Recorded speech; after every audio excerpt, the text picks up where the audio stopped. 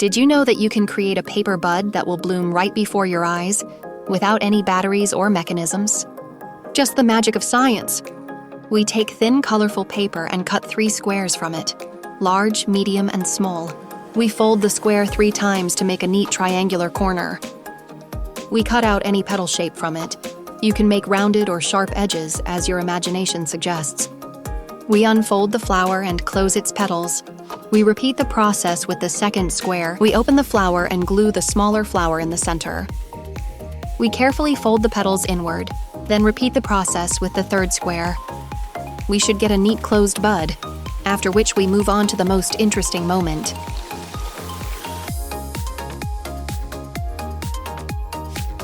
We carefully place our folded bud on the water surface and watch. And there it is, a miracle, petal by petal. Our flower begins to slowly and gracefully unfold right on the water. To help it along, you can lightly spray the bud's folds with water from a spray bottle. This will speed up the process. What's the science behind it? The thing is that paper consists of millions of tiny fibers. When they absorb water, they swell and try to straighten out. This force makes the bent petals open up.